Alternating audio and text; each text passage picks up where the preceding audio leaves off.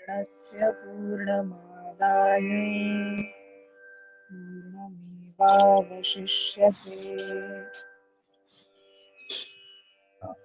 ईशावस्यम् इदं सर्वं यत्किञ्च जगत्यां जगत् तेन त्यक्तेन भुञ्जिताः मा वृद्ध कस्य स्विद्धिम् विद्यां च यस्तवेदो भयं सः अविद्यया मृत्युं तीर्त्वा विद्ययामृतं श्रुति. Yes. Thank you, Neha. That was a real divine atmosphere that you created at the outset. Now, may I request Godse Sir, the President of Goa Vidyan Parishad, to formally welcome the gathering.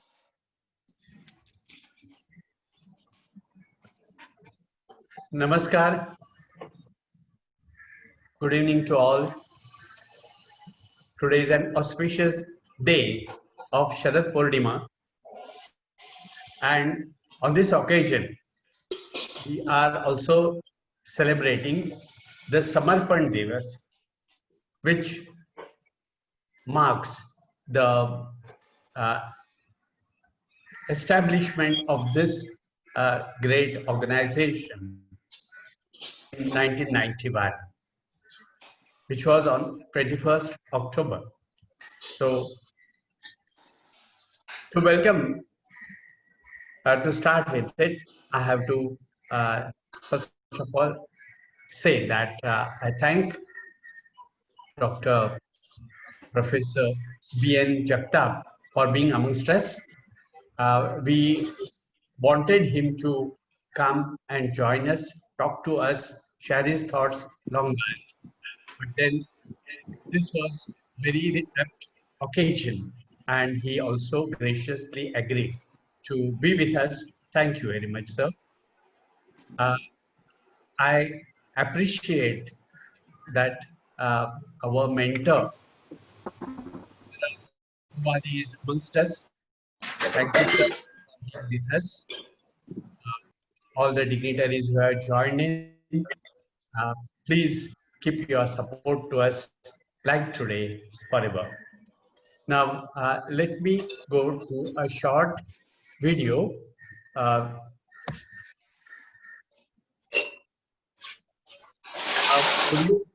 Yeah. Paisar, would you please allow me to use my screen? I need to show the video. Paisar? Yes, sir. Yes, please sir. Allow. Yes, sir. Yeah. Please allow me to share my screen. Okay. Video first.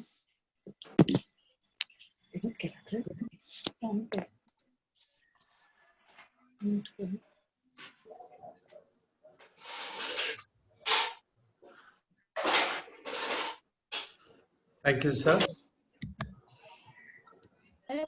पुराना mobile है क्या वाला?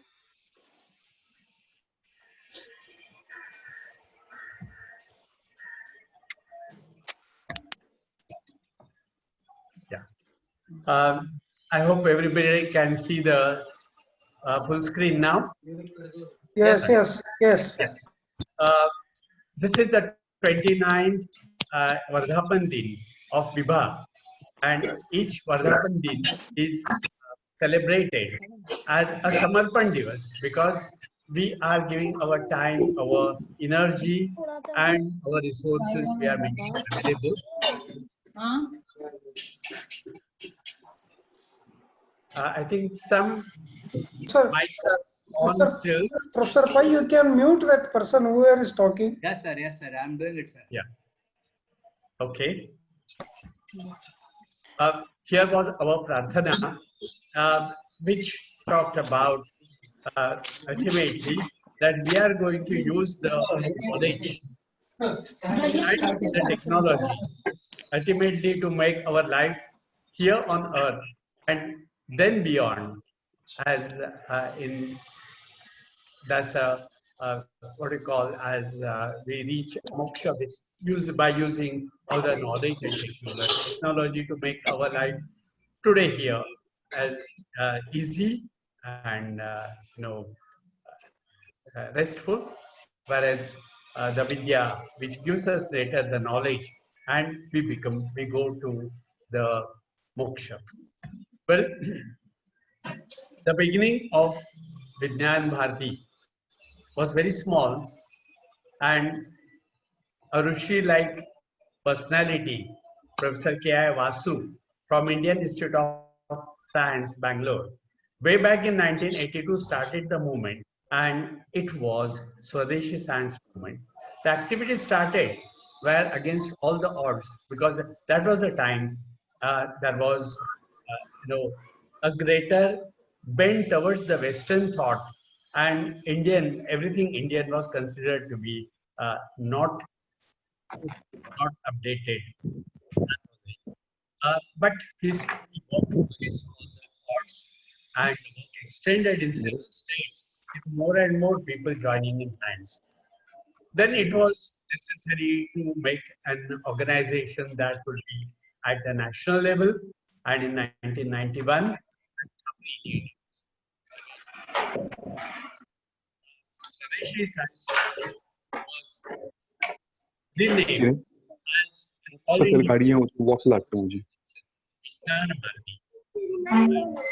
ना मुझे फेरी मारपाची न्हू म्हाका काम आसा Was making brochure, you can see. दार बंद कर ना मातशें उक्तेंच दवर हांव रोखडो येतलो Param Pujya Raju Bhaiya, and then Sudarshan ji, and all the top people were here and नाका planning. Now, एपॉय लावू नाका somebody's mic is on. Please, everybody look at your mics. Right. Later on, you will be disturbing the main speaker. Yeah. Thank you. In 2001, Vijnan Bharati was registered as a society, and Professor Vasu was its founder president, with Dr. Upendra Shenoy as the national coordinator come general secretary. In 2004, the national general body meet in Bangalore, and they decided that all state units, wherever they are, should register independently, and naturally they were given freedom to adopt a suitable name for their branches, just like how we have Vijnan Parishad Goa. That is our name. Now, presently, this is the team heading. That is Professor K.I. Vasu, Dr. Anil Kakodkar, Madhavan Nair. These are our veterans. Shankarrao Tatovadi, who has joined the meeting today, he is the mentor. And then in the advisory board, we have people like Dr. V.K. Saraswat from Niti Aayog, Dr. Satish Shenoy of Inquise, then Professor Suhas Pednekar, Vice Chancellor of Mumbai Vidya University, and Dr. Y.K. Gupta. So these are our people. And the office bearers, Dr. Vijay Bhatkar is our national president, Jayantrao Sahasrabuddhe is our national organizing secretary, and we have Mr. Bahaduria, who is also who is the general secretary, and the other people you can see on the screen. Well, yeah, we have national secretary, we have vice presidents, Dr. L.S. Rathod and Mr. Hasan Shinde and others. Now, Viva has entities such as Nasya, Shakti, Need Mission, then International Institute of Waste Management, then Aryavarta Gyan Abhyuday Foundation, Science International Forum, World Ayurveda Foundation, and Energy Innovation and Implementation Foundation. There are several initiatives: India International Science Festival, Bharatiya Vigyan Sammelan, GIST, then RYVM, the BBS, then again and then United Minds, a very important one, Learn in India, etc. And these initiatives keep on adding every year. Now coming to Vigyan Parishad Goa, registered in 2006. Today we have 325 members. They was our founder president, and we have to credit the fourth Bharatiya Vigyan Sammelan and Expo. Was organized in 2015. The great Chief Minister Manohar Parrikar. Sir, some problem with your audio. I'm not audible. Now you are audible, sir. In between it goes after one Okay. word. Yeah. I'll come closer. Okay, sir. Yeah. Thank you. I hope. Thank you very much.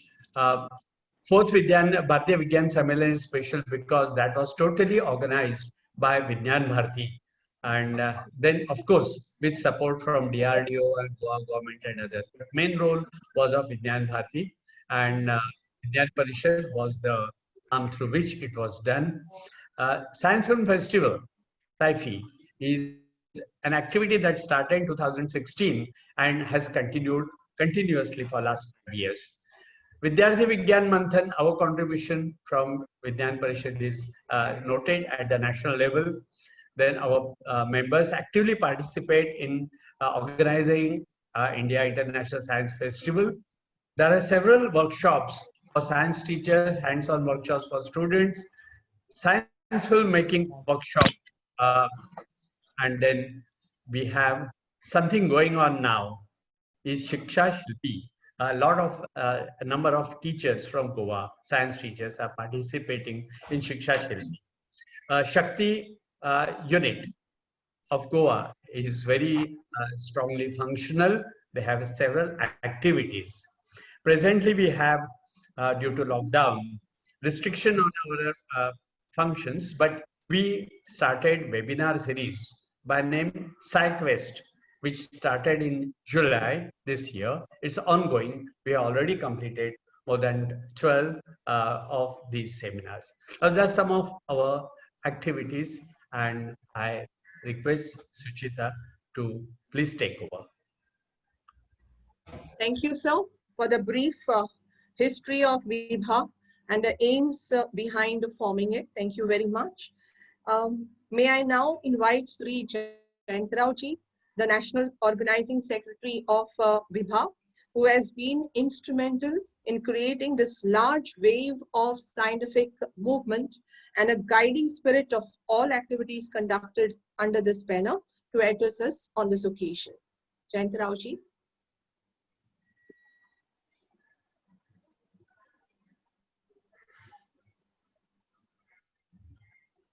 I hope Jayantrao-ji is amongst us. Would say so. I have not been able to see him. Maybe he has some connectivity problem. So should we go ahead or wait for him? 1 minute, yeah.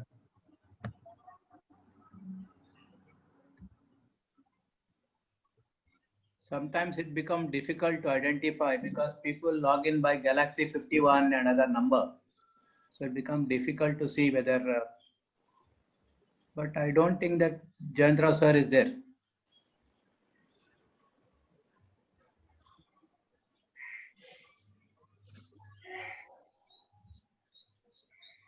I think he must be having some problem. You cannot see him, sir. He's not amongst us. Yeah. In the participant list. No, he has not logged in. Possibly some difficulty it must be. Only some He is not there. members are seen whether they are, he is trying to contact. See, Suchita, I suggest in case Jayantrao may join later. Okay. Yeah. So should we request our keynote speaker today to take off? So Sachin can start with the introduction. Yes. Yeah. So Dr. Sachin, can you please give us an introduction of the keynote speaker, a very eminent personality amongst us? Sir, can you see the screen, everybody? Yes. Yes. Godse sir, I think you can put off your sharing. Sharing, Share yes, the sir. screen. Distinguished dignitaries and dear participants, it gives me immense pleasure to welcome our renowned speaker for the day, Professor Dr. B.N. Jagtap, on behalf of Vigyan Parishad Goa. Professor Jagtap is professor at IIT Mumbai.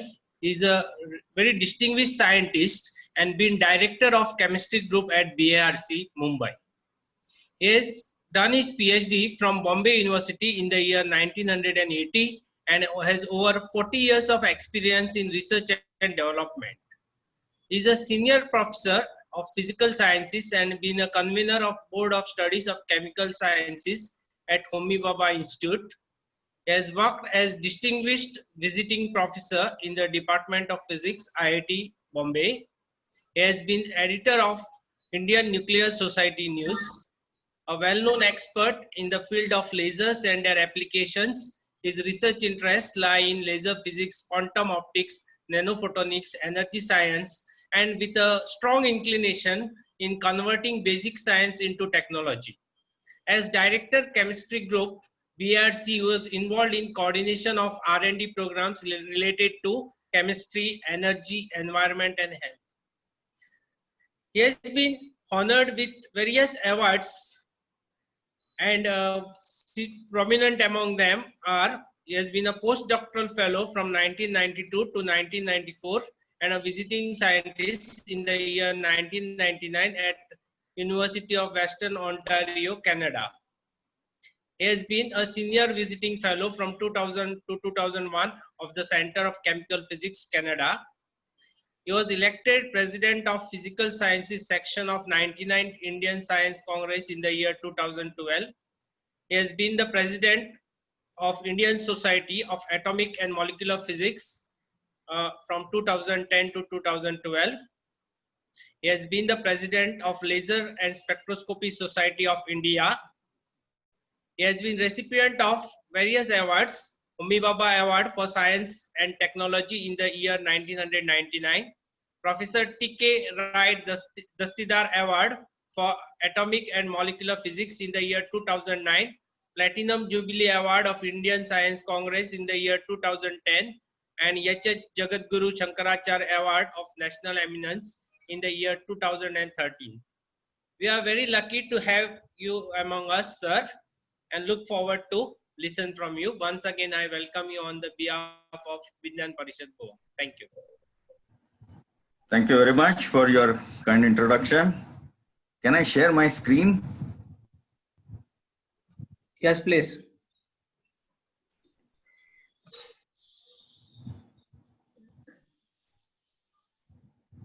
Naik Bab, please come out of your screen. Jikan? Yes, sir.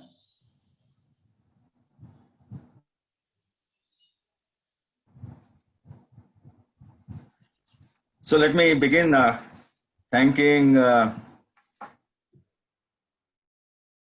Mr. Godse, Mr. Savaikar, and all of you who invited me here for interaction with you. At the outset, let me congratulate you on your 25 years of journey and my best wishes to you for your forward journey. And I believe that you will be one of the truly people science movement in India. At this moment, I also recollect that I joined fourth Bharatiya Vigyan Sammelan at Goa in February 2015. I was invited to speak on India's contribution to chemistry and metallurgy, the ancient Indian contribution. And it was a fun talking to all of you. Friends, today, apart from Kochagiri, is also a birth anniversary of Homi Jahangir Bhabha. This is 111th birth anniversary. And therefore, I have chosen to speak on a topic which you have seen. How do we convert science, technology, and society so that this India becomes a very strong nation. The reason to bring in Bhabha is his contributions to the nuclear energy program. But he was the author of the Scientific Policy Resolution of 1958. And this was the first official science policy of the country. The story goes that Pandit Jawaharlal Nehru invited Homi Jahangir Bhabha to address Parliament. And Homi Jahangir Bhabha, in his passionate way, made a case for science and technology. And the Parliament adopted his speech as the Science Policy Resolution 1958. What did he say in that speech? I will bring it to you a few points and then we'll take it forward. And I have brought it in his own language. Key to the national prosperity lies in effective combination of three factors: technology, material, and capital. The first is far more important since it can make up for the deficiency in other two. So if you have a technology, you can make up for the deficiency in the materials and capital. Scientific approach and methods and use of scientific knowledge is essential. The idea of a welfare state. Then he goes on to say that we need to bridge the gap between us and the advanced with the most vigorous measures and put forward our utmost efforts. And then he says, it is inherent obligation of a great country like India with its tradition of scholarship, original thinking, and great cultural heritage to participate fully in the march of science. Mark his words, it's so wonderfully written and spoken in the Parliament. What this scientific policy resolution, essentially Bhabha's speech in the Parliament, reflects the society's expectations. And in today's context, we will express it like this, that the formidable combine of science and technology and innovation must impact the society in a major way.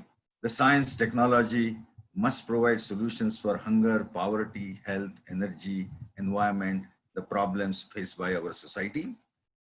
The science and technology must enhance countries' international competitiveness and the performance of the industrial and agricultural sectors. We also visualize investment in science as an investment for a better tomorrow.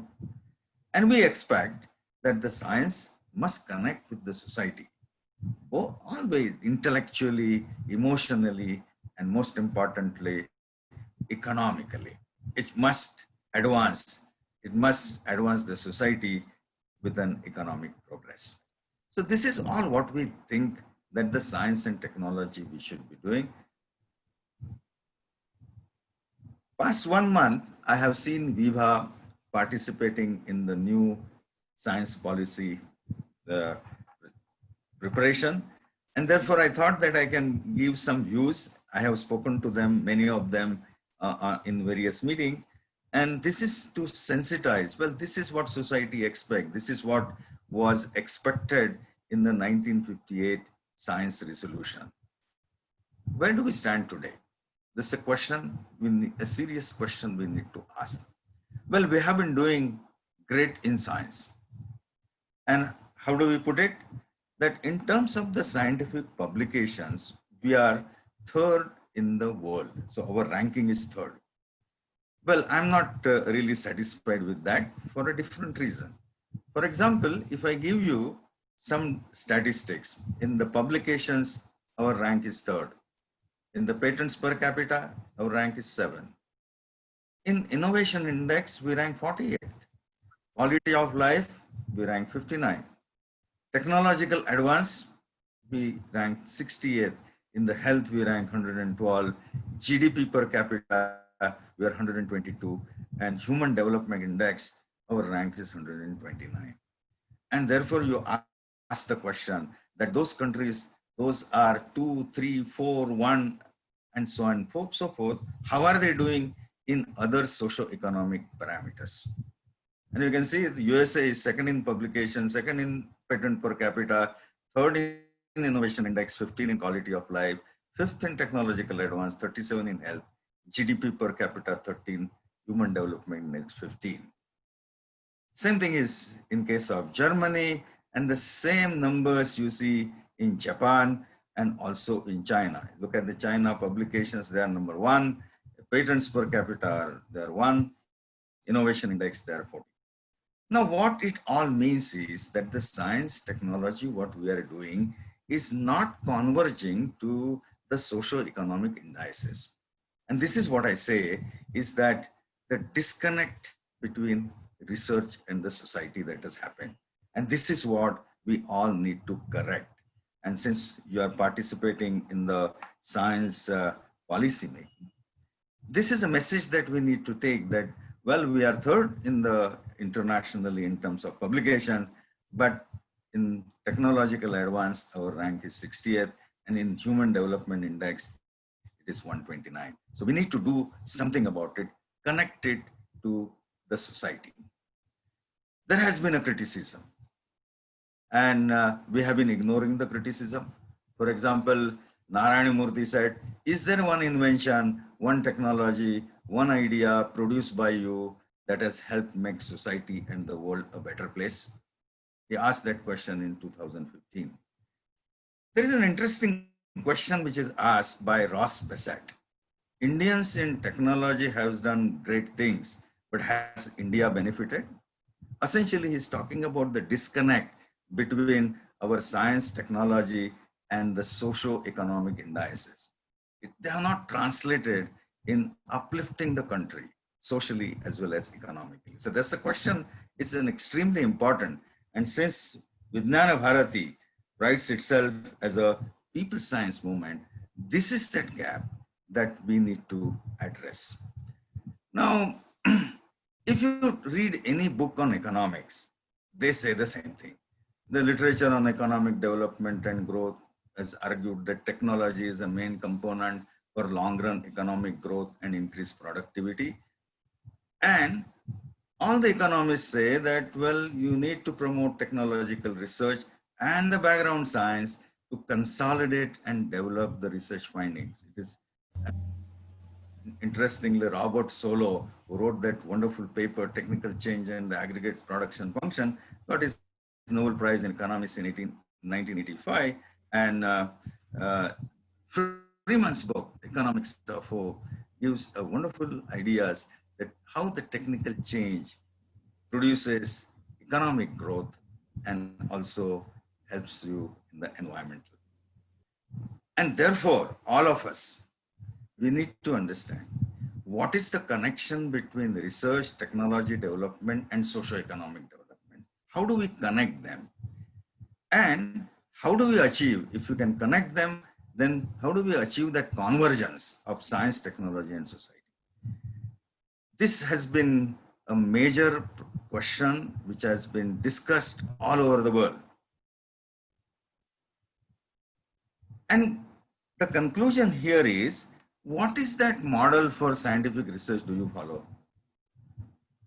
Do you follow the linear model, which is proposed by Vannevar Bush in 1945? Or are you following the advanced model for scientific research, that is the Pashas quadrant model, as it was proposed in 1992? Incidentally, in India, we are still having that old mindset. We are still following the model for research, which is developed by Vannevar Bush in 1945, whereas all other countries have gone over to the Pashas quadrant model, and they are making the most of this science, technology, and society connection. We will see that as we discuss. Now, let me give you a little bit on this. What is that Bush model? Now, this is a big report which Vannevar Bush wrote, Science, the Endless Frontier, a report to the president. And incidentally, Vannevar Bush was the director of Office of Scientific Research and Development, United States during the Second World War. Now, this report was the first policy document, official policy document anywhere in the world. And why this was written? This report was written in the response to 4 questions which President Roosevelt asked. And see the dates. President Roosevelt wrote a letter on November 17, 1944, and Vannevar Bush prepared a report, what needs to be done, and submitted on July 15, 1945, 8 months. They don't take like 5 years for preparing the policy document. Now let me address what are those 4 questions President Roosevelt asked. Very important questions, even they are relevant today. The first question, what can be done consistent with the military security to make known to the world the contributions which have been made during our war efforts to scientific knowledge, with particular reference to the war of science against disease. What can be done now to organize a program in medicine and related sciences? What can government do now and in future to aid research activity by public and private organizations? Can an effective program be proposed for discovering and developing scientific talent in American youth so that the future of scientific research in this country may be assured on a level comparable to what has been done during the war? Very important questions. These questions are also important for us. Before we go into those details, what did Vannevar Bush say? This is a very fat report. You must go and read it. It's available on the internet, but I'm going to bring a very short summary of it and proceed with my discussion. What Bush says is, the progress in war against disease depends on the flow of scientific knowledge. New products, new industry, and more jobs require continuous addition to knowledge of laws of nature and the application of that knowledge to practical purposes. Similarly, our defense against aggression demands new knowledge so that we can develop new weapons. This essential new knowledge can be obtained only through basic scientific research. The publicly and privately supported colleges, universities, and research institutes are the centers of basic research. They are the wellsprings of knowledge and understanding. As long as they are vigorous and healthy and their scientists are free to pursue truth, whatever it may lead, there will be a flow of scientific knowledge to those who can apply it to practical problems in the government, in industry, or elsewhere. Scientific progress on a broad front results from free play of free intellectuals working on subjects of their own choice in the manner dictated by their curiosity for exploration of unknown. Freedom of inquiry be preserved under any plan for governmental support of science. And finally, in that abstract, he says, a nation which depends upon others for its new scientific knowledge will be slow in its industrial progress and weak in its competitive position in the world trade, regardless of its mechanical skills. It's a wonderfully written report, and this report formed the basis of science and technology policies of all other countries starting from 1945. What is in short form, what Bush report says is that there is basic research, which is curiosity driven. There is an applied research. This is application oriented research arising from the advances from the basic research. And therefore the conjecture is that if you do basic research, then you can guarantee technology development. So you do advanced basic research, you will do advanced technology development. This is a linear model. And as I said, it became the backbone of science and technology planning until 90s all over the world. 90s things changed, but in India, we're still continuing with this. So we'll take it forward. One thing that one needs to understand, why did Bush, whenever Bush thought that basic research would lead to technology development? Well, as I said, that he was a director of weapons laboratory, and he had seen the Second World War and the scientific research. And what was the experience of the World War II? There was basic research happening randomly in some manner in the whole of Europe and in America and Canada. started with the discovery of neutron in 1932, the discovery of nuclear forces, discovery of artificial radioactivity, compound nucleus, liquid drop model, and then fission of uranium was discovered in 1939. And in 1941, discovery of a new element called plutonium happened. And all this knowledge fed into the technology development. And this technology was the nuclear bomb. 1941, all that knowledge was collected and the Manhattan Project was formed. And 1942, the isotope separation facility was constructed. Again, in 1942, Fermi's nuclear pile came into picture, which was the precursor to the nuclear power stations that you see today. And it culminated in 1945 in the nuclear weapon. So this is what becomes very obvious. It appears very obvious that if you do a lot of basic research, then the technology generation is assured.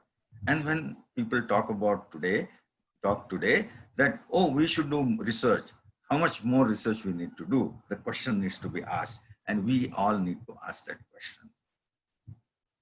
We address these questions, but to see what is the fallout of the Bush report and how it has put the scientist in a limbo. The basic science is performed with the thought of any practical ends. This is what people started taking as a definition. Then converting knowledge to practical use is not scientist's responsibility. So I can work in a laboratory, produce knowledge, but designing a machine, doing a technology is not my job. That's the way people started looking at it. And this is what whenever Bush said, as long as the scientists are free to pursue truth, wherever it may lead, there will be new scientific knowledge to those who can apply it to the practical problems in the government, in industry, or elsewhere. So the model is literally like this. You do basic research, then it scientific knowledge, and there needs to be an interested and capable party which should take up that new scientific and convert it into technology. That's the kind of model that Bush envisages. And then if you ask the question, suppose those who can apply that new scientific knowledge, we do not have in our country, then what happens? Scientific knowledge cannot be converted into technology. As simple as that. And this is the problem we have been facing over the years. So this is what the problem is, that you do basic research, generate new scientific knowledge. You are not responsible for technology generation. There will be some interested and capable agency which will convert it.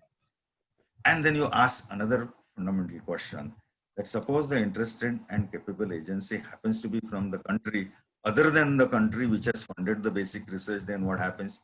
Now India puts money on the basic research, new scientific knowledge is generated, but we don't have anybody in the country who can apply that for generation of technology, but somebody sitting abroad is doing it, then we are the losers because we have funded the research. At the same time, you know that every technology is patented, and therefore, if we are late in applying our own scientific knowledge for technology generation, then what happens?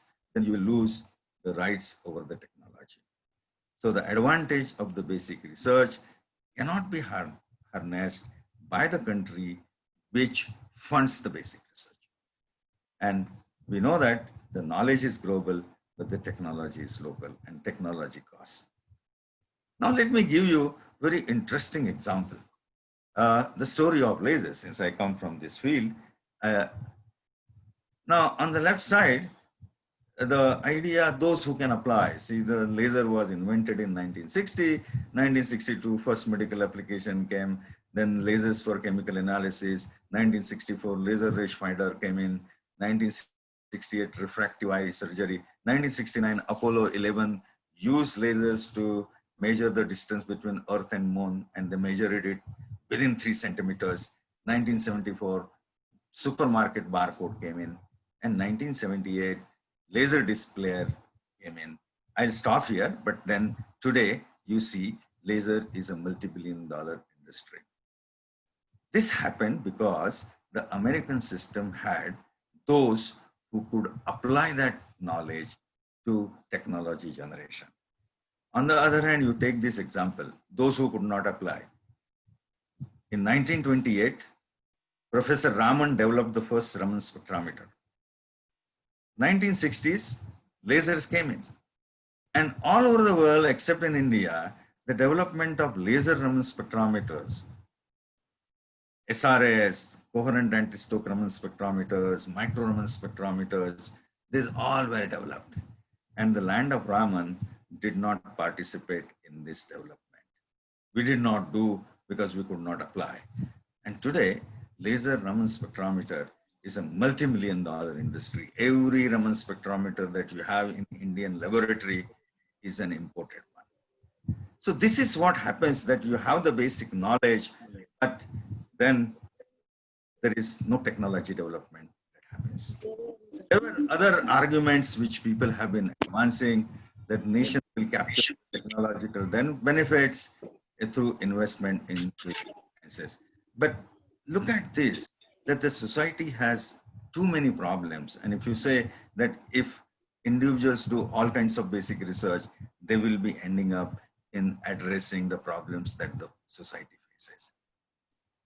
There are historical evidences following Bush assumption, nation will capture the technological benefits of investment in science. USA invested heavily in basic research in 50s and 60s. However, the landing of Sputnik in 1957 damaged this assumption. Also, 70 years ago, Japan made greatest industrial strides while they continued to be behind United States and Europe in basic sciences. And therefore, the basic assumption that a nation which depends on others for its new scientific knowledge will be slow in its industrial progress and weak in its competitive position in the world trade, it became untenable. And this is why people have been investigating that this model is not right. However, in India, we have not changed it. So long and short of the whole thing is that you do basic research, it will generate new scientific knowledge, and that will automatically lead to technology generation, which does not happen. This model was formulated on the backdrop of the American experience of the Second World War. Its validity has been thoroughly questioned, and there has been new thinking. And that new thinking, I'll show you how it has made the knowledge system in the Western world and also in the Far Eastern world more competitive than our knowledge system. The basic question that you ask is it right that technology can be generated only through basic research? Is it like this, that you need to do basic research like this Bush says? Now, what does the history of science tells us? And this history, I'm going to present you some examples from the Western science as well as from the Indian science. Now, you know that James Watt invented steam engine much before the laws of thermodynamics. In fact, the engine was used by the thermodynamists to see the validity of the thermodynamics. The rise of microbiology in the 19th century is an example of development of a whole new branch of science, because consideration of use and not only for the quest of fundamental understanding. See, Louis Pasteur always wanted to work on something very applied. He wanted to diagnose diseases, he wanted to know, deal with the silkworms, cholera in chickens, spoilage of milk, wine, vinegar, rabies in people. And with every of these endeavors, he expanded the field of microbiology. And it is said the Pasteur never did a study that was not applied, while he laid out a whole fresh branch of science. Thomas Edison was a pure applied scientist. He was interested in solving practical problems. The entire work of synthetic organic chemists, the Germans and Americans, it came before the theories of organic chemistry were developed.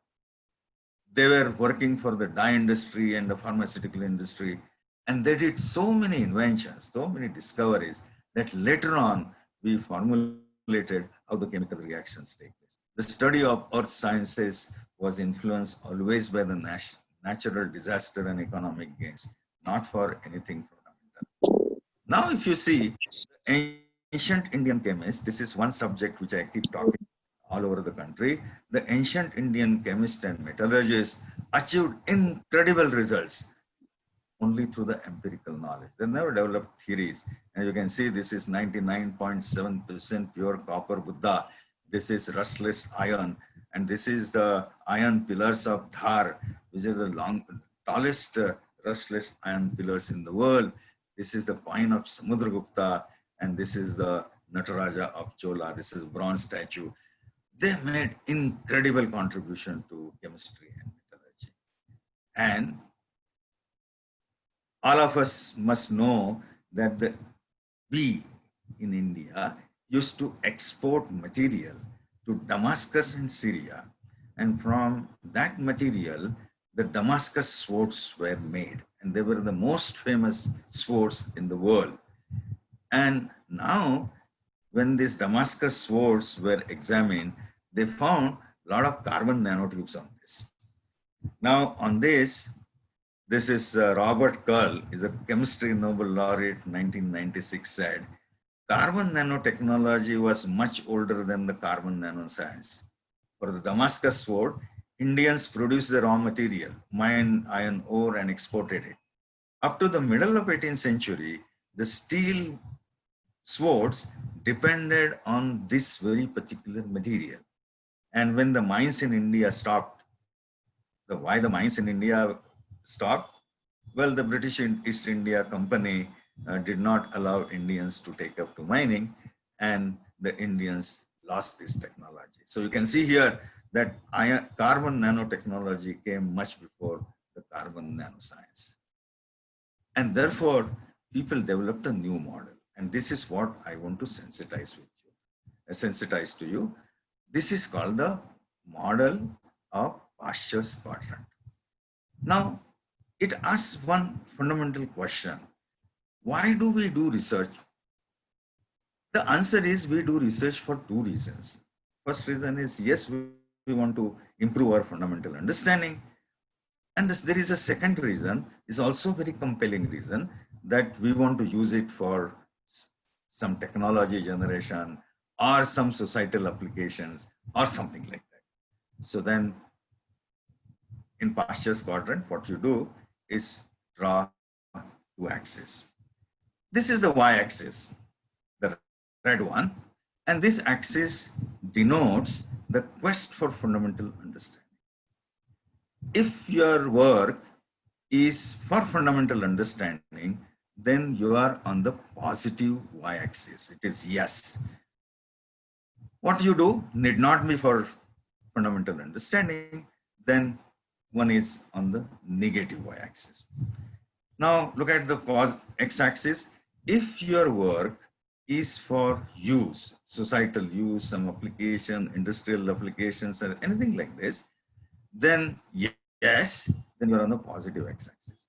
And if it is no, then you are on the negative x-axis. Now you can see you have the 4 quadrants in place.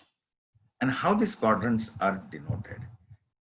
This is where quest for fundamental understanding is yes, but there is no application. This is called the pure basic research, and it is called Bohr's quadrant. Why Bohr? Bohr wanted to know the line spectrum in the atoms, hydrogen atom in specific. He had no application in mind. There is an important quadrant here, that quest for fundamental understanding, yes, consideration of use, yes. And this is called the Pasteur's quadrant. And as I said, Pasteur always wanted to work on some societal problem. And through that research, he developed the field of microbiology. So he did both. Applications, yes, and fundamental understanding also, yes. Then there is this second quadrant here. Consideration of use, yes. Fundamental understanding, no. This is pure applied research. And this is called the Edison quadrant. Edison wanted to make a bulb. He was not interested in the material science, not interested in the electromagnetism. He wanted some filament. So he used all kinds of material. Once he also used his own hair as the filament. He failed, but after 100 trials, he came up with the right design. And that is the Edison quadrant. It does not give rise to fundamental understanding, but but yes, it gives rise to use. And there is a quadrant there where there is no fundamental understanding and there is no application. Now, this is the most dangerous quadrant in science, that if my research has no fundamental understanding, does not lead to fundamental understanding, and does not lead to any applications, then howsoever money I invest in that research is going to generate no results. So let's try to understand what is the dynamics which happens now in the research. So we have these three quadrants which I have denoted. This is the curiosity-driven, pure voyage to discovery. Pastures quadrant is you locate the work and your research should be in an area where there is a scientific ignorance, but also it is at the heart of a social problem. And the pure applied research, Edison, the inventor is driven to solve a practical problem. Now, what about this? If the motivation to do science, the end goal of science is other than curiosity and application, all the work is going to lie there. And this is what we start doing in India right when a student registers with me for PhD. I keep telling him that, look, UGC requires 2 publications. So let's get 2 publications out of the whole thing. Forget about the fundamental understanding and application. So by hook or crook, we start doing it. I become a senior scientist. I need an award. For an award, I need publications. The end result, end goal is other than the curiosity and application, all the work keeps lying there. I go to various institutes, universities, show this diagram and say, tell me how much of your work, scientific research, lies in this quadrant. And then people will start telling me 20%, then somebody says no, 30%, 40%, 50%, it keeps on going up to 80%. And then I say, stop, I know this. We are not doing. So basic premise that for the research is that what is the motivation of research at the time of work, that will decide the outcome of research. It's the same thing what Gita says, that you do your karma, but once you have done the karma, the fruits have been fixed. Don't expect different fruits. So if you have done the research on one side and with some motivation, you cannot expect anything different.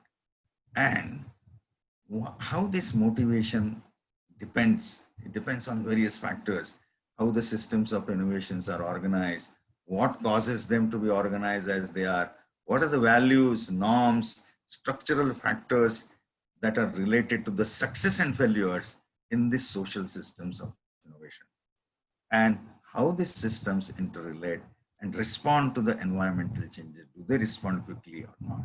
And these 4 points which I have told here, this is exactly what is called as the science, technology, and innovation ecosystem.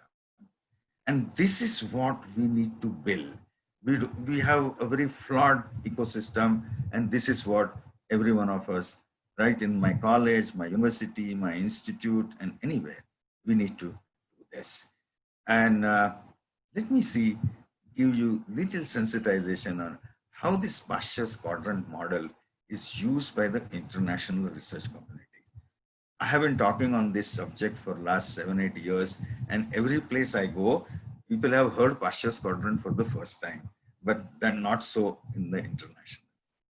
Now, what they do is as follows. Now, you have seen the 4 quadrants. This is the 3rd quadrant, very nasty corner. Don't do anything in it. You don't want any of your scientists to be here in this quadrant.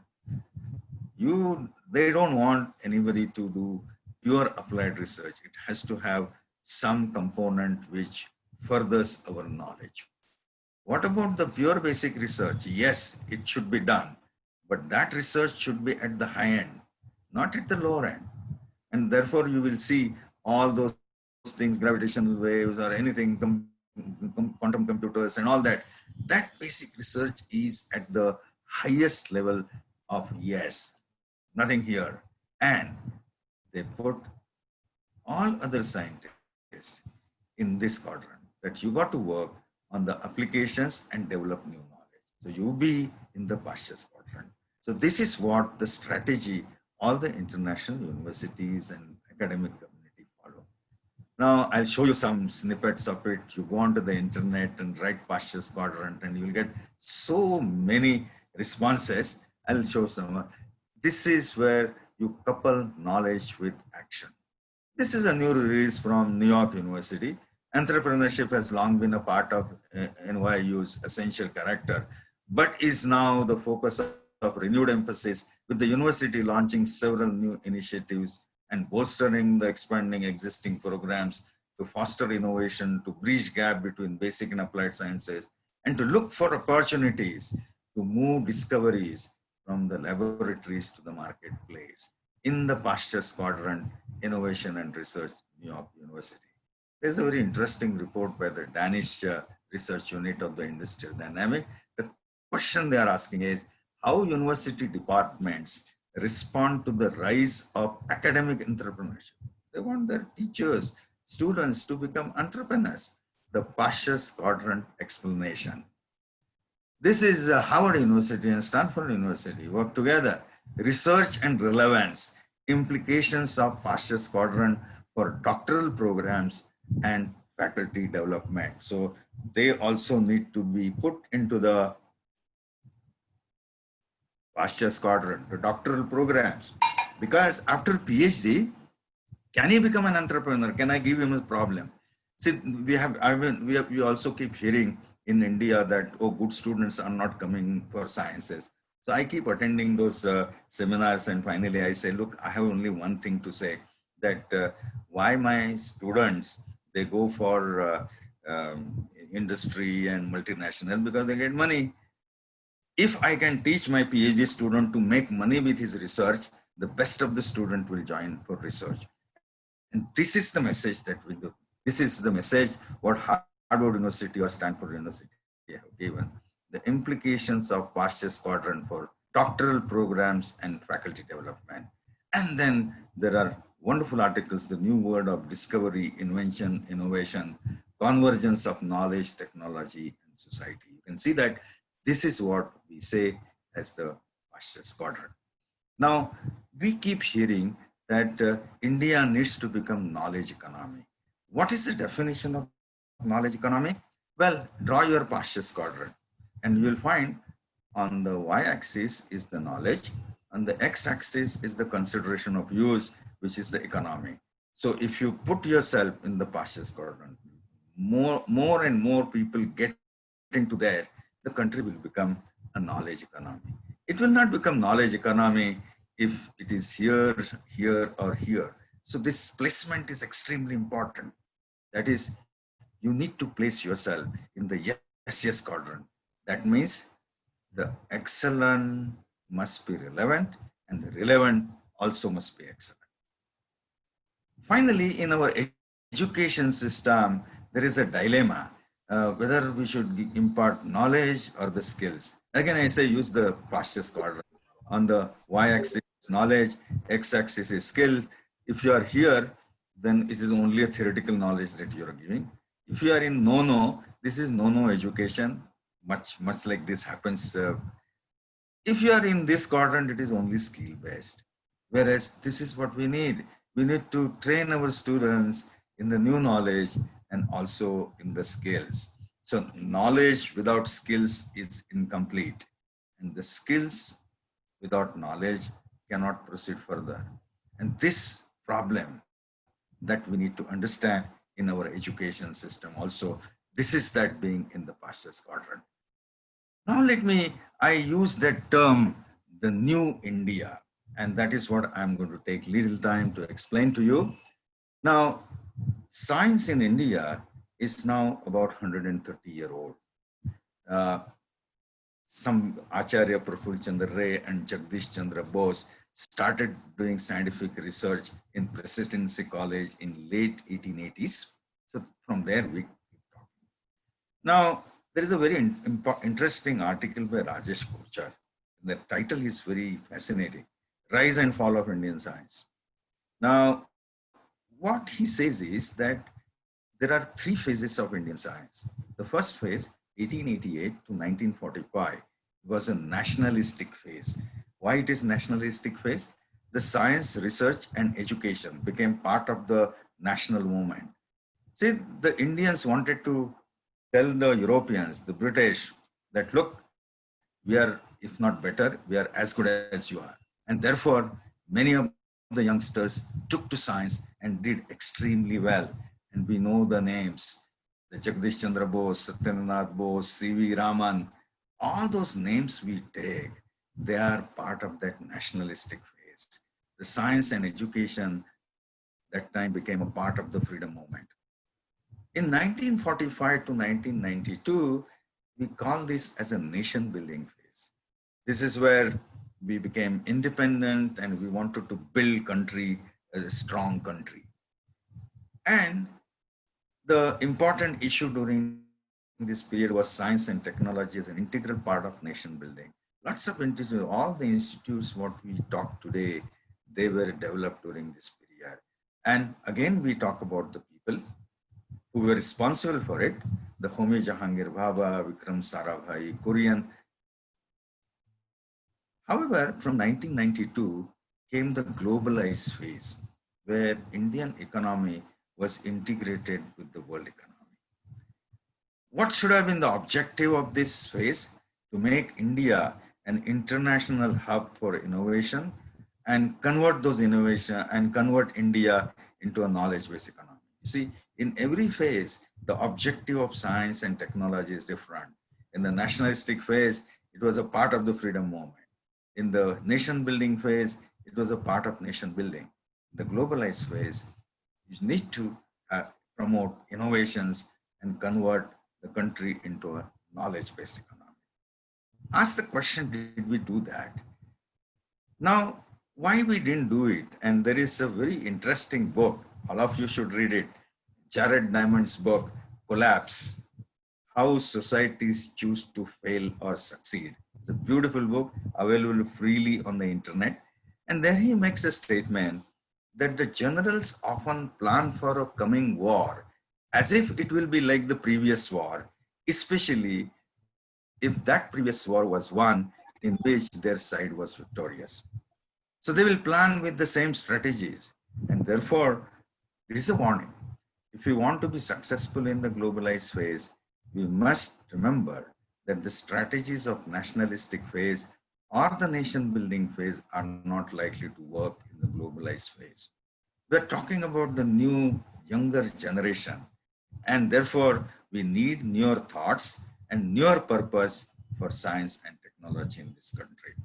And I'll tell you, I have been talking to many youngsters, the way they react on our ideas of science and technology, they feel that, well, these are ancient ideas and we need something else. This is what we need, whether we can make our younger generation integrate in with the world economy and become an economic power. That is what should be the objective of science and technology. And therefore, when we say this, that we need to place ourselves in the pastures quadrant, how are we going to do it? And then you see that there are grand India specific challenges.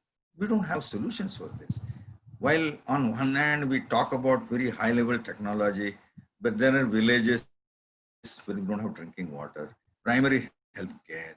There is a big word, regenerative and climate resilient agriculture. Where is the research going on? Is that research is being put into practice?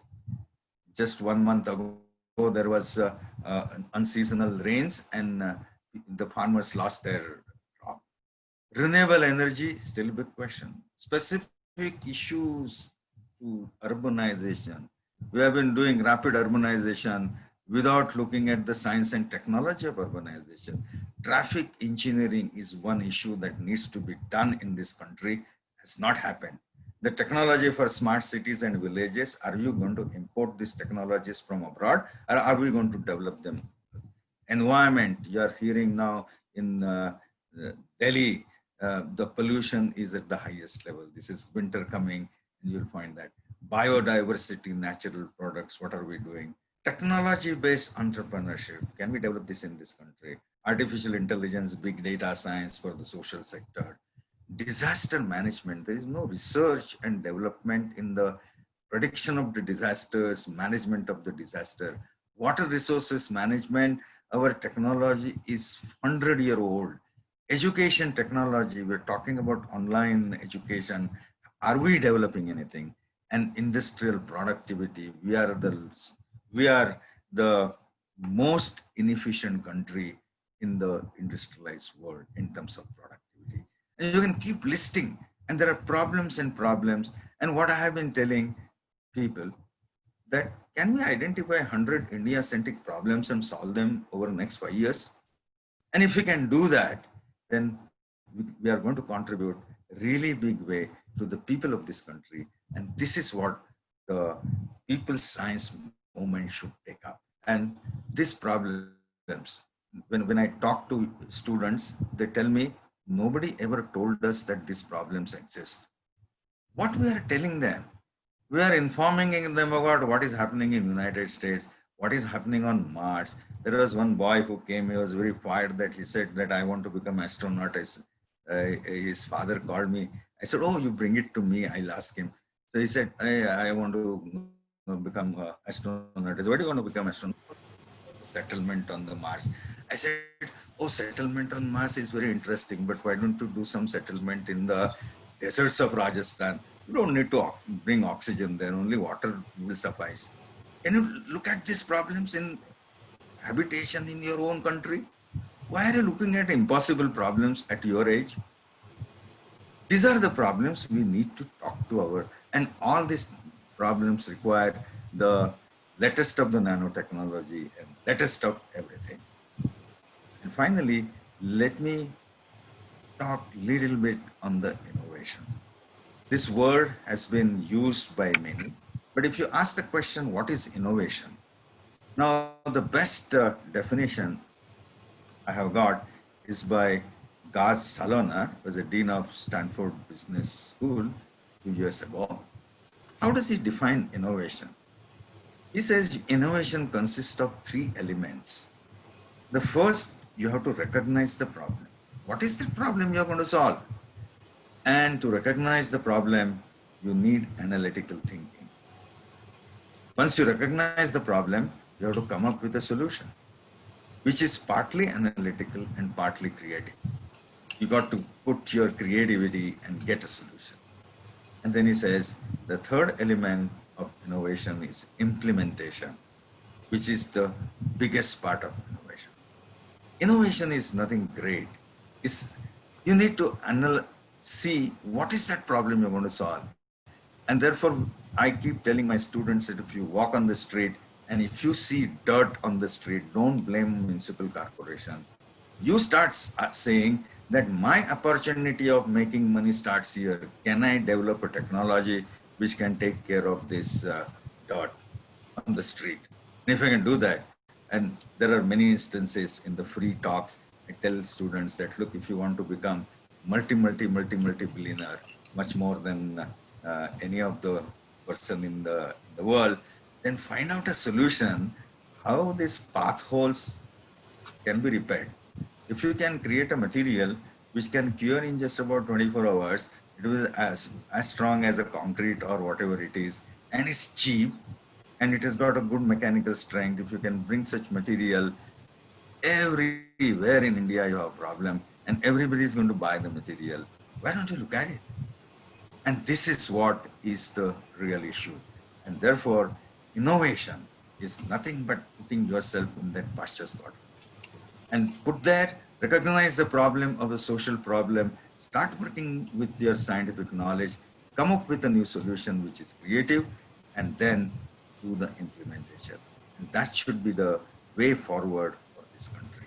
And finally, I would just make one statement which I have borrowed from Lyndon Johnson. Research is good, results are better. And we need to orient our science and our research so that we get those better results.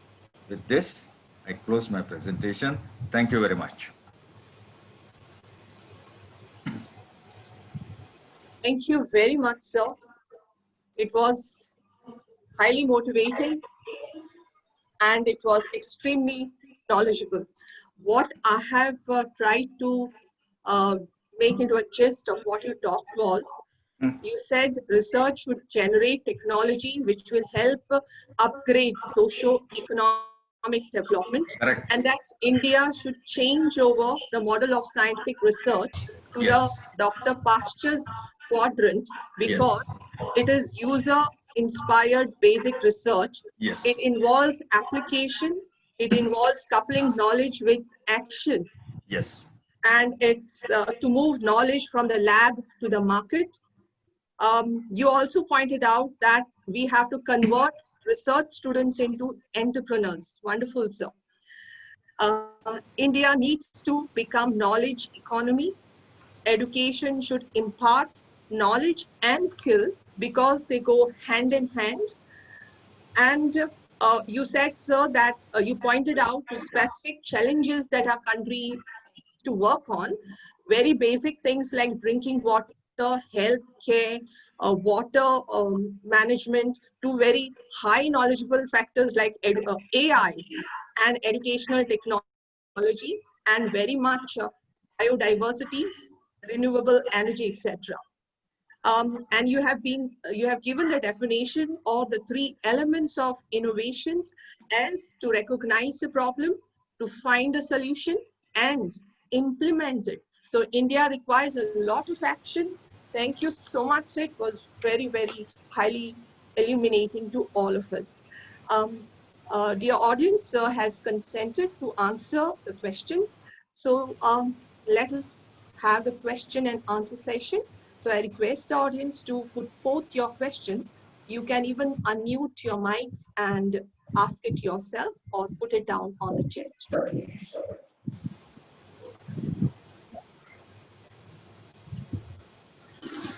Hello, this is Shailesh Jain. Can I put a question to sir? Yes, Oh, go yes. ahead, please. Please go ahead. Hello. Yes. Oh, yeah, sir.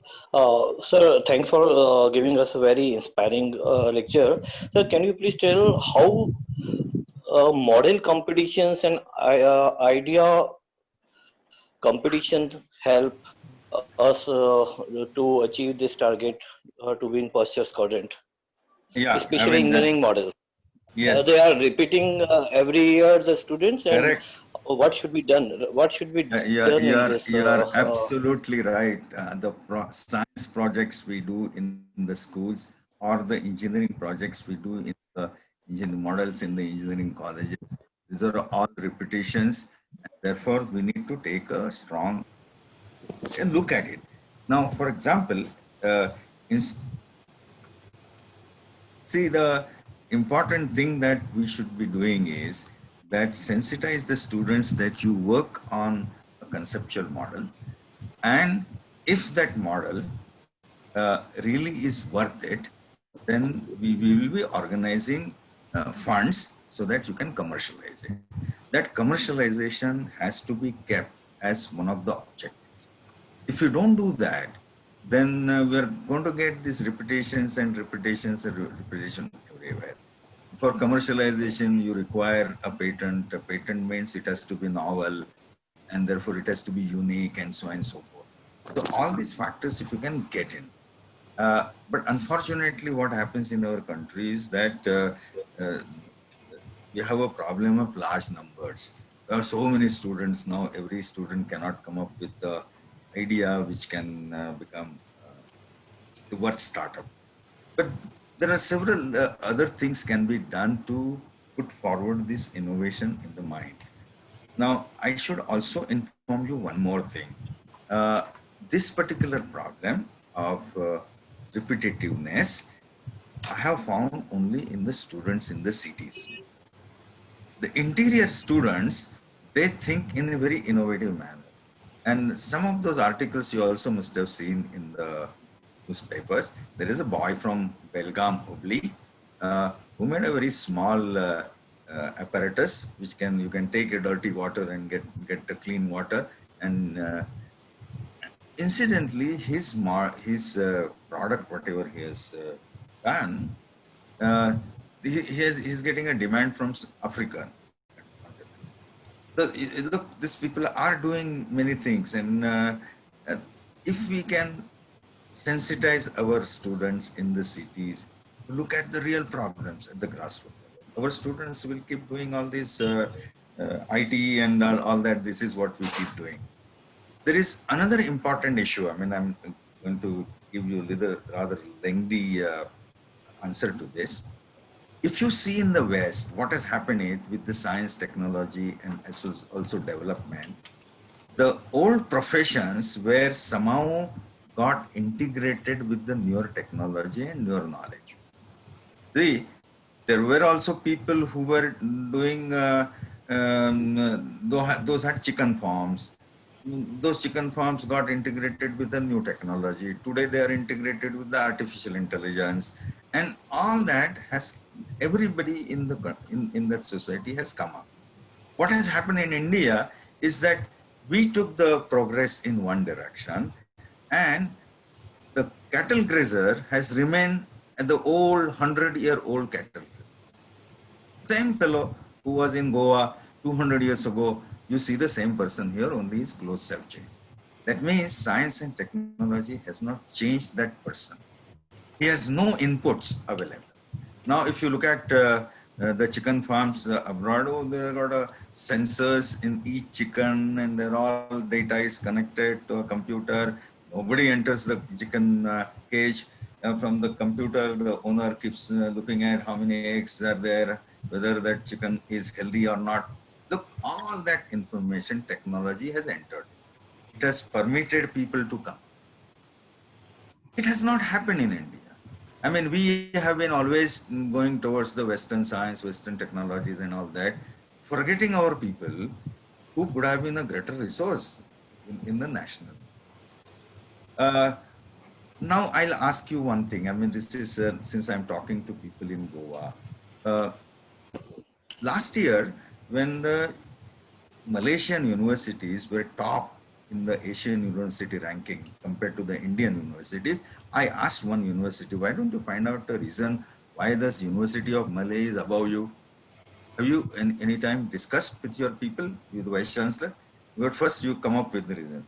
So after a month, he calls me and says, sir, what you are saying is right. The University of Malay, their chemistry department, their engineering department, they are doing research in palm oil. This is the national product of Malaysia. So that is what is being done. Is there anybody in the university in Goa working on coconut oil, how to best produce it, how to produce it efficiently, how to increase the oil content of our coconuts and all that? This is what the research that requires for the local development. I also come from the coastal area. I am from Sawantwadi, okay, very close to you.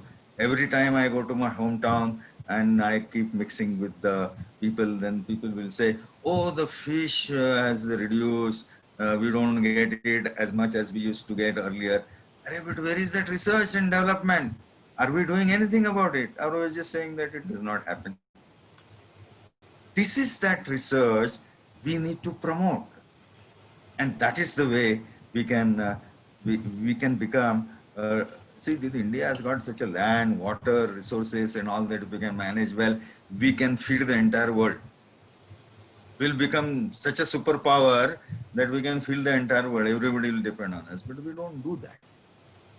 So this is what, there are problems, large number of problems. Every student can solve one problem, and in 5 years, your problems are going to be over. But those identification of the problem. Now, if you ask me, okay, I might give you general problems. I'll not give you a specific problem, because every problem, it costs money, right, in terms of consultancy. But anyway, that's a different story. But you can identify every local problem and solve that. I went to Maheshwari. I'll tell you one other interesting example.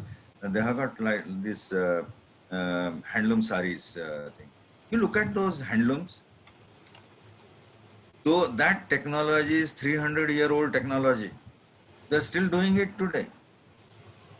I took some mechanical engineering and electrical engineering. Isme kuch karo. If you can increase the efficiency of this fellow by 10%, 20% by giving some science technology input, this fellow will benefit. But We don't do that. We want to do something else. This is left as it is. So this is that dichotomy we face. This is that problem we face, that we always look at problems. So one of the lectures, I mean, Shiksha Shilpi, some of you might have listened to me. I gave this example. I was giving a lecture on Make in India in a college. And when I finished lecture and I asked them, you asked me questions.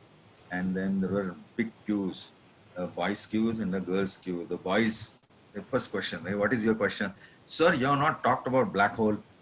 I said, look, I talked about Make in India. What about black hole? Then I got it out. You know, we tell our students that they should say black hole. What is the next question? Oh, is universe expanding? Third question, oh, sir, gravitational waves. I said, look, I know little bit about all this. I can tell you. But I have one question. If you can answer that question, I'll answer your question. And in that hall, there were tube lights, old style.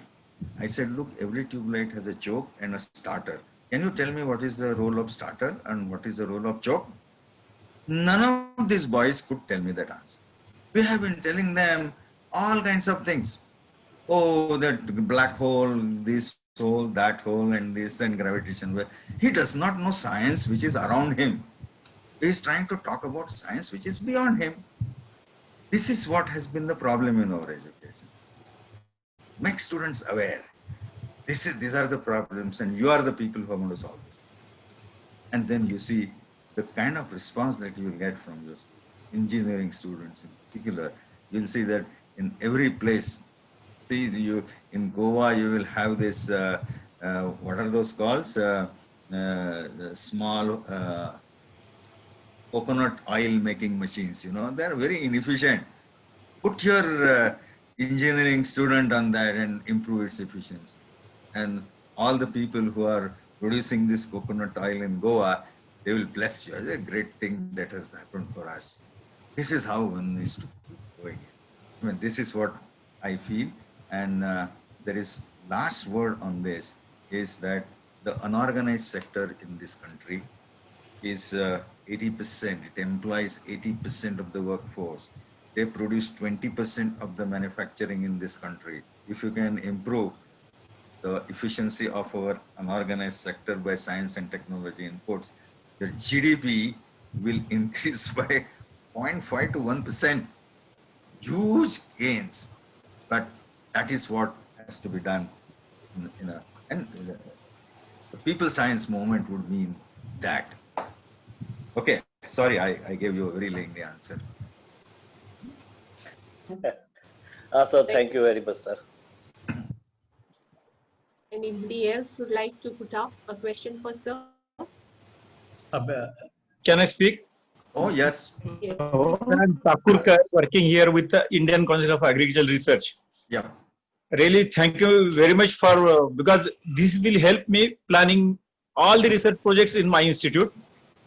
But through this media, I request you, I invite you to please visit my institute.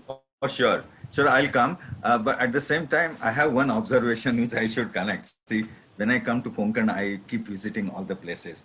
And once I visited, there is one small agriculture, it's not a college, offshoot of the university at Mulude near Kudal. Okay? I know. You know that. No? So yes, I was visiting, they have done wonderful thing, no? Fishing and all that, sweetwater fishing and all that. Then I asked a question, how much of this knowledge that you have generated has gone to the local people? Now, you know what is the answer that comes? Is that if people come to me, I can teach them. This is the trouble in India. This is the trouble.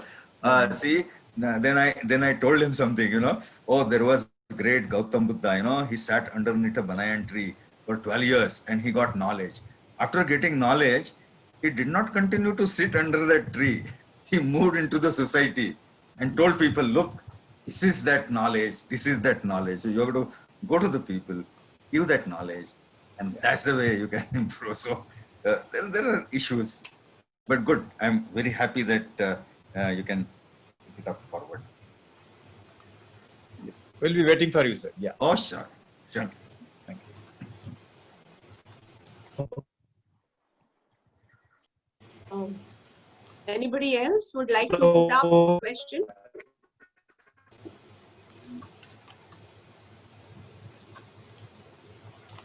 I can Hello. see. Please. Am I audible? Oh, yeah, to some extent. Yes, please. Myself, Dr. Mahatma Gandhi Center. Sir, what to censor students or society finds out environment? What I can suggest you is, why don't you type your question in Hello? the chat box? If you type your question in the chat box, then that will be better because your voice is breaking. Okay, I will. Okay.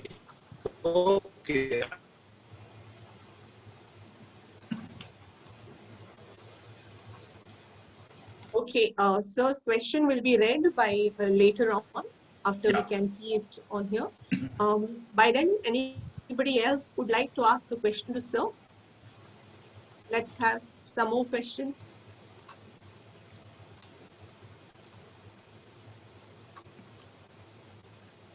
So can I ask you, like, what should be the education system now? Like, we are so used to answering entrance exams, our students.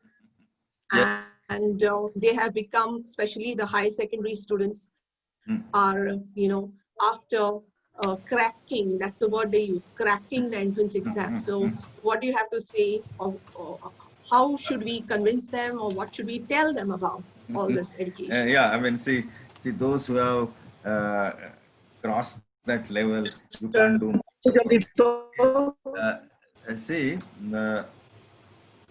I'll give you a very nice example. I was chatting with some teachers in Mexico. Okay, and very interestingly, in Mexican schools, they have in the school they have kept some machines like a cake making machine or a bread making machine, and they expect the students to do innovations using that. You see, that innovation and entrepreneurship starts at that young age. In the 4th, 5th standard, somebody will come and say, oh, I'm going to make a cake. I don't want to put chocolate. I'll do something else and this, and then get experimenting. Unfortunately, this does not happen in our country. Right from that age, we push them to do either rote learning or cracking or whatever you may say. And at the end of the day, they really do not succeed in their life. This is what my impression has been. To succeed in life means not only make money, but also be useful in a larger sense to the society. Now, the new education policy provides some answers, but these have to be done, and doing that would require a lot of motivation on the part of the teachers. And how is that going to come up? So this is another issue that we should discuss. What sort of things can be done? Shiksha Shilpi is doing a wonderful job addressing many of these questions, creating interest in teachers, and it should be sustained. That is all what I would say. But remember that what you have experienced is just one part of the story. There is another part of the story, which see, this is the children don't talk to us. Even the younger kids don't talk to us. This is something which happened in my family. Therefore, I found it very amusing. My son wanted to do artificial intelligence and machine learning, and he said that I'm not going to do anything else and all that. So one day I said, oh, hey, why do you want to do machine learning and artificial intelligence? Do you think you have become expert? Can you not choose anything else? Then he said, I'm learning it from the 8th standard. I said, what? 8th standard? You see, Didi, his elder sister, when she entered BITS Goa, And she came back for the Diwali vacation. She told him, it seems, when he was in the 8th standard, that this machine learning is coming up. This will be great. You start learning right from now. And that boy took it on him and he started learning. So there are youngsters. They reflect on what is happening around. They want to learn. They want to study. Only thing is, what we teach them is not palatable to them. This is one thing which I have found over the years.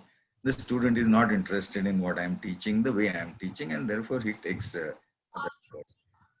So we need to create that interest in the mind of a student. We need to connect whatever knowledge we give it to him with the situation in the society. Look, this principle you can use there. This idea you can use there. This knowledge you can use there. If he gets that connectivity, he'll be always interested in learning new things. Lot to be done by the teachers. We need to do. But what you are asking is right. I mean, in the absence of any such ideas, any such advices, they will do rote learning, they will crack the exam and get out of it. Thank you, sir. I would like to read Mr. Amit Ranjan's question. Yeah. What are the steps? What are the steps to sensitize our students and society for creating innovative minds and environment? Yeah, I mean, this is essentially, we're talking about what is that ecosystem we are going to generate. And you just take an example that before independence, the younger people were interested in science. Maybe from the nationalistic period, they wanted to do something. At the same time, I can tell you that in many of the schools and colleges, the laboratories used to be of very good quality compared to what you have now. And obviously the students used to play with those instruments, equipments and all that. They generate a lot of curiosities. They used to organize science exhibitions for the local people and all that. This used to happen from the student community. Recent times, I mean, last 20-25 years, we have found that the laboratories has gone out of the schools. What we teach is only theoretical. According to the earlier education policy, at least in Maharashtra, there used to be weekly 3 hours for the schools on Karyanubhav. That is, you take some work experience. Now, no school does this Karyanubhav. Those 3 hours are used for teaching maths or English. This is all what happens. So this is the way we have generated our school system. It must start from there. We always say, catch them young, catch them when they're in the school and put all these ideas in their minds. If you don't, then later on it's going to become very difficult. So again, the new education policy, that critical thinking and all that really has to happen in the school level. Then only we can generate a creative society. The thing is, how do I respond? The example which I gave, which I always tell my students, that look, if you see something on the street, dirt on the street, take it as a chance for you. Can we tell our students this, that everything is an opportunity to make money? This is the way it has to be articulated. We'll keep thinking. See now, I can tell examples. Wastewater treatment. Every household is has a problem of wastewater generation. Now, I was talking to a student from Mumbai Engineering College, and I said, look, you can do some biological reprocessing and all that, and you can get rid of. So if you can make a machine, some unit, you give it to each building. How many buildings in Mumbai? See, multiply by the cost of, if you sell it for 50,000, this is the kind of money you're going to get. Can you do it? And that fellow has started working on it. How to design a machine for wastewater treatment using the biological processes, which can treat about 10,000 liters per day. You don't need million liter, 10,000 liters a day.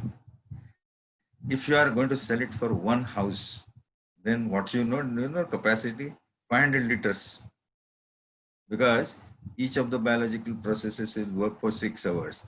So if you work for 24 hours, 500 liters into 4, 2000 liter water will be treated and it can be used.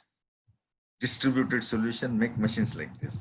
And that the students want to do this because they see future for themselves.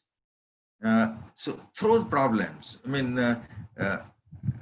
remember one thing, if you throw 100 problems, not all 100 problems will bear fruits.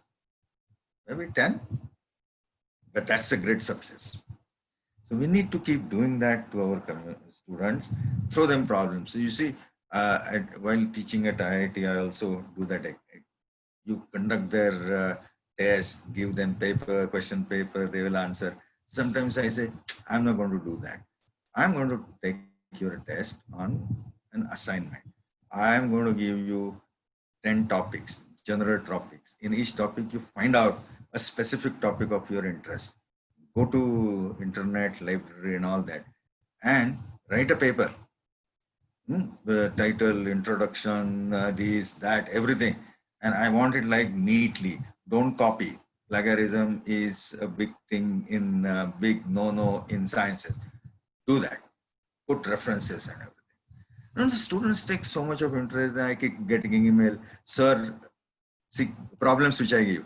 Spectroscopy for in agricultural research. Then one fellow will write, sir, can I write a project on atomic absorption spectroscopy for soil testing? So go ahead. If you think that can help, somebody will give me some other thing. They will read, write. If you give them a challenging thing, which is of interest to them, they will do it. And they will innovate. However, we have put them all into a bracket. When you're going to solve this, you'll get marks. If you don't do this, you will get this. Make them explore the world at large. And if you can do that, you will be a successful teacher. Thank you very much, sir. We can see that you have a lot of things to tell us, and I hope someday, one day, and very soon you can come to Goa. Yeah. And we can have a longer chat. Yes. We are very, very grateful to you, sir, for your presence and the thoughts and the knowledge that you have shared with us. Thank you. Dhanyavad. Thanks a lot. We have with us also Dr. Shankar Rao Tatvavadi, who is our national patron, to give, and I request him to share his thoughts and give us a concluding speech on this occasion. Dr. Shankar Rao Tatvavadi.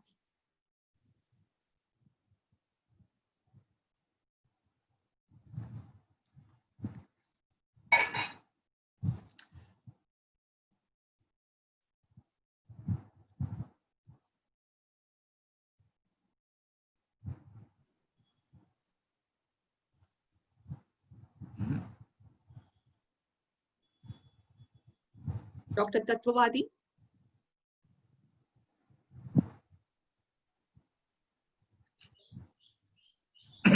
I don't say his name here. Okay, so let us have the vote of thanks now, which will be followed by the Shanti Mantra by Dr. Uma Masood. I request the Secretary of Vigyan Parishad, Goa, Sri Manohar Petnekar, to propose the vote of thanks. Yeah, thank you, Suketa. Am I audible? Yeah. Yes, you are. Yes, sir. Yeah.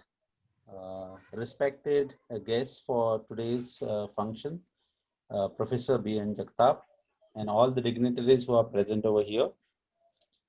On behalf of Vigyan Parishad Goa, on this occasion of celebration of Samarpan Day, I thank Professor B.N. Jagtap for giving wonderful enlightening talk over here and making us aware about the people's science movement. And the new thing to conclude about this talk, let us explore science around us. This is the message given to us for the betterment of tomorrow. Thank you, sir, for your enlightening speech. The audience was thrilled with your speech, and we hope that you will join us for our future endowments. I also thank Dr. Shankarrao Tatvavadi, who were along with us, but I think at the last moment got disconnected. And also Jainji, who could not join the meet because of the emergency meeting. Okay. I also thank Neha Upadhyay for her melodious voice for singing Saraswati Vandana. Moreover, all the guests, there were several guests who were present for the meeting with Vigyan Parishad invitation. They have accepted and they have given a special time to listen to us. Thank you all the guests. Thank you entire VIPA team, Vigyan Parishad team for exploring and reaching out to the people to celebrate this occasion. And also all the members who are present over here, who are patiently listening this moments. Thank you one and all. Thank you, Manoharji.